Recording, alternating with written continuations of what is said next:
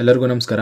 ಈ ಒಂದು ವಿಡಿಯೋದಲ್ಲಿ ಕರ್ನಾಟಕ ಪರೀಕ್ಷಾ ಪ್ರಾಧಿಕಾರದ ಅಡಿಯಲ್ಲಿ ನಡೆಯುತ್ತಿರುವಂತಹ ಸಿವಿಲ್ ಪೊಲೀಸ್ ಕಾನ್ಸ್ಟೇಬಲ್ ಹುದ್ದೆಗಳ ನೇಮಕಾತಿಗೆ ಅರ್ಜಿ ಸಲ್ಲಿಸಿರುವಂತಹ ಅಭ್ಯರ್ಥಿಗಳು ನಿಮ್ಮ ಅಪ್ಲಿಕೇಶನ್ ಐಡಿನ ಯಾವ ರೀತಿ ಪಡ್ಕೊಳ್ಬೇಕು ಅನ್ನೋದ್ರ ಬಗ್ಗೆ ಮಾಹಿತಿಯನ್ನು ತಿಳಿಸ್ಕೊಡ್ತಾ ಇದ್ದೀನಿ.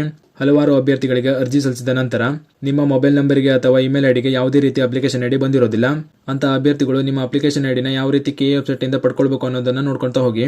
ಈ ರೀತಿ ಸಮಸ್ಯೆ ಆಗಿರುವಂತಹ ಅಭ್ಯರ್ಥಿಗಳು ಮೊದಲಿಗೆ ನೀವು ಕೆ ಅಧಿಕೃತ ವೆಬ್ಸೈಟ್ ನ ಓಪನ್ ಮಾಡ್ಕೊಳ್ಳಿ.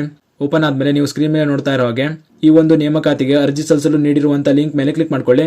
ಕ್ಲಿಕ್ ಮಾಡಿದ್ಮೇಲೆ ಈ ತರ ಇನ್ನೊಂದು ಪೇಜ್ ಓಪನ್ ಆಗಿ ಬರುತ್ತೆ. ಈ ಪೇಜ್ ನ ನೀವು ಅರ್ಜಿ ಸಲ್ಲಿಕೆ ಮಾಡುವಾಗ ಈಗಾಗಲೇ ನೋಡಿರ್ತೀರಾ. ಇಲ್ಲಿ ನೀವು ಕೆಳಗಡೆ ನೋಡ್ತಾ ಇರಬಹುದು. ಈ ಹಿಂದೆ ನೀವು ಈ ಪೇಜ್ ನ ಓಪನ್ ಮಾಡಿದಾಗ ಕೇವಲ 5 ಹಂತಗಳು ಮಾತ್ರ ಕಾಣಿಸ್ತಾ ಇತ್ತು. ಈಗ ನೀವು ಈ ಪೇಜ್ ನಲ್ಲಿ 6ನೇ ಹಂತ ಕೂಡ ನೋಡ್ತಾ ಇರಬಹುದು. ನಿಮ್ಮ SSLC ನೋಂದಣಿ ಸಂಖ್ಯೆ ಮತ್ತು ಜನ್ಮ ದಿನಾಂಕವನ್ನು ಬಳಸಿಕೊಂಡು ನಿಮ್ಮ ಅರ್ಜಿ ಐಡಿಯನ್ನು ಹುಡುಕಿ ಅಂತ ತಿಳಿಸಿದ್ದಾರೆ. ಅಂದ್ರೆ ಅಪ್ಲಿಕೇಶನ್ ಐಡಿ ಬಂದಿಲ್ಲದೆ ಇರುವಂತಹ ಅಭ್ಯರ್ಥಿಗಳು ನೀವು ಈ ಲಿಂಕ್ ಮೇಲೆ ಕ್ಲಿಕ್ ಮಾಡಿಕೊಂಡು ನಿಮ್ಮ ಅಪ್ಲಿಕೇಶನ್ ಐಡಿಯನ್ನು ನೋಡ್ಕೊಳ್ಬಹುದು. ಅಪ್ಲಿಕೇಶನ್ ಐಡಿಯನ್ನು ನೋಡ್ಕೊಳ್ಬೇಕು ಅಂದ್ರೆ ಹಂತ 6ರ ಲಿಂಕ್ ಮೇಲೆ ಕ್ಲಿಕ್ ಮಾಡ್ಕೊಳ್ಳಿ. ಕ್ಲಿಕ್ ಮಾಡಿದ್ಮೇಲೆ ಈ ತರ ಇನ್ನೊಂದು ಪೇಜ್ ಓಪನ್ ಆಗಿ ಬರುತ್ತೆ. ಇಲ್ಲಿ ಮೊದಲಿಗೆ ನಿಮ್ಮ 10ನೇ ತರಗತಿ ರಿಜಿಸ್ಟರ್ ನಂಬರ್ ನ ಎಂಟರ್ ಮಾಡ್ಕೊಳ್ಳಿ. ನಂತರ ಡೇಟ್ ಆಫ್ ಬರ್ತ್ ಹಾಗೂ ಕೆಳಗೆ ಕಾಣೋ ಕ್ಯಾಪ್ಚರ್ ಕೋಡ್ ನ ಎಂಟರ್ ಮಾಡಿ ಸಬ್ಮಿಟ್ ಮೇಲೆ ಕ್ಲಿಕ್ ಮಾಡಿ.